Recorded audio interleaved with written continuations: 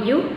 This is chapter number 7, Uncle Shams, and guys, we are going to discuss the remaining questions that we haven't done before. यहाँ पर exercise A में question number 1 part A to E we have completed, right? And now we are going to move towards part F, G and H, right? And we are going to discuss these questions in detail today. Part F says, did Uncle Shams really have an appointment to keep? Here students, you have to provide your opinion कि क्या वाकई uncle Shams का कोई appointment था जो उन्होंने all of a sudden कहा कि मैं जा रहा हूँ और खाने के लिए भी नहीं रुके, तो क्या वाकई उनका कोई अपॉइंटमेंट था या नहीं? तो इस सिनेरियो से हमें ये बात पता चलती है कि ऑफ कोर्स उनका कोई अपॉइंटमेंट नहीं था और ये जो एकदम से उन्होंने बात चेंज की थी और कहा था कि मेरा अपॉइंटमेंट है, तो ये सिर्फ एक बहाना था, वो वहाँ से जाना चाहते थे. So we could write as no, Uncle Shams didn't really have an appointment to keep, but he became quite upset with something Mr. and Mrs. Malik had said to him or said about him, so he left in a hurry, making a false excuse.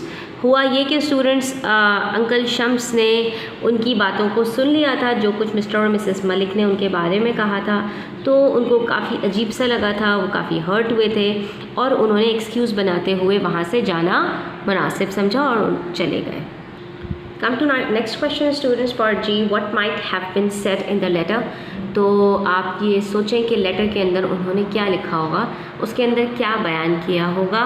तो let's find out.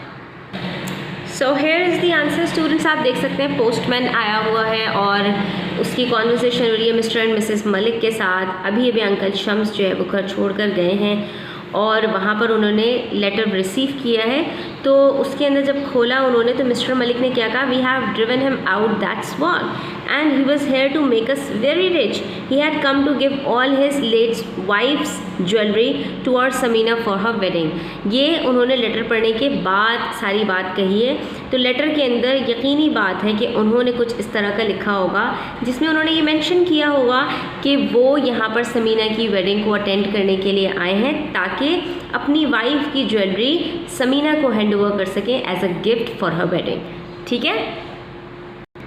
So we could say Uncle Shams might have explained that he was there to give all his late wife's jewelry to Samina for her wedding in the letter. उन्होंने letter में यही सब कुछ बताया होगा कि वो समीना को अपनी वाइफ की ज्वेलरी जो है वो एज अ गिफ्ट देने के लिए आए थे.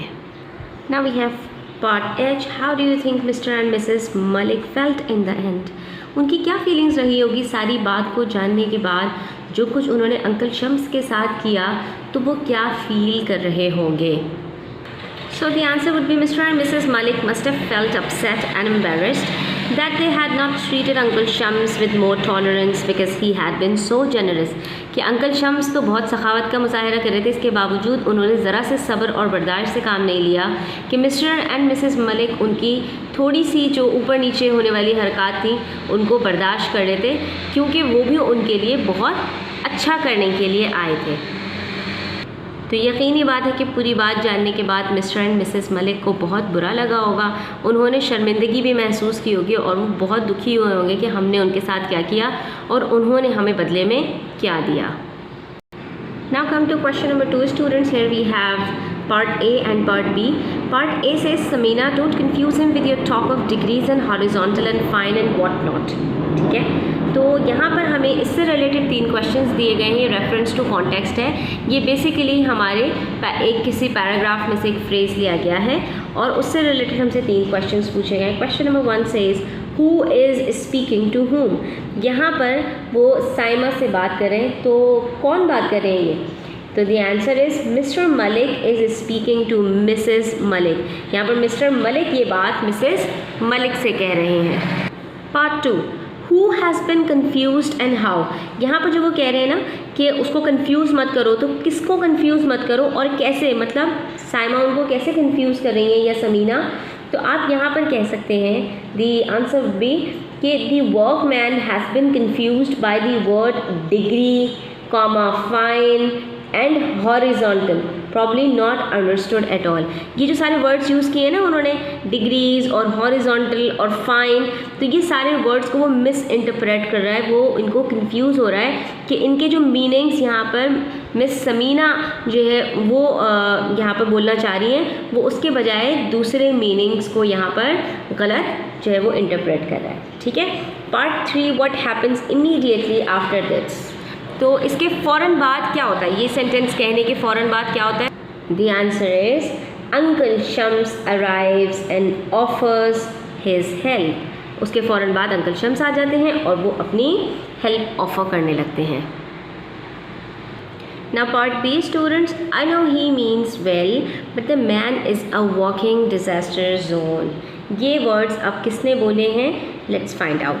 Question number 1, who is speaking to whom? अब यहाँ पर ये सारे words किसने बोले हैं? ये words बोले हैं Mrs. Malik to Mr. Malik। पहले वाला जो सेंटेंस था वो मिस्टर मलिक ने कहे थे मिसेस मलिक से, ये वाला जो सेंटेंस है ये मिसेस मलिक ने कहा है मिस्टर मलिक से। Part 2, who is the speaker referring to and why, यहाँ पर स्पीकर किसको रेफ़र कर रहा है, किसकी बात कर रहा है और क्यों? तो यहाँ पर जो स्पीकर है वो यानी मिसेस मलिक है, वो किसकी बात कर रही हैं? अंकल शम्स की बात कर रही हैं। एंड वाई, और वो क्यों उनके बारे में इस तरह कह रही हैं? So we can say that Uncle Shams causes havoc by trying to help, क्योंकि अंकल शम्स यहाँ पर डिज़ास्टर्स पे डिज़ास्टर्स की जा रही हैं, चीज़ें उनसे टूट रही हैं, परेशान कर रहे हैं वो, तो मुख्तलिफ़ तरीक़ों से मिसेस मलिक को वो लग रहा है कि डिज़ास्टर्स पे डिज़ास्टर्स फैलाए जा रहे हैं। Part 3, what other expressions does the speaker use to describe the person? अच्छा, यहाँ पर ये कह रहे हैं कि मिसेस मलिक ने अंकल शम्स के बारे में और क्या तारीफ़ी कलिमात कहे, यानी और उनको किन किन खिताबात से नवाजा। तो here we can say that उन्होंने कहा a catastrophe waiting to happen, a nightmare यानी वो एक भयानक ख्वाब है, वो एक जो है वो तबाही फैलाने वाले शख्स हैं। तो इस तरह के अलक़ाबात से उन्होंने अंकल शम्स को नवाजा। Here you can see on page number 73, a walking disaster zone, a catastrophe waiting to happen, a nightmare। ठीक है, ये सारे words उन्होंने कहे थे। So here we have completed the difficult questions along with the reference to context. I hope students it's helpful for you to, so please hit the like button and subscribe to my channel if you haven't subscribed it till yet, or thanks for watching till the end. Take care. Allah Hafiz.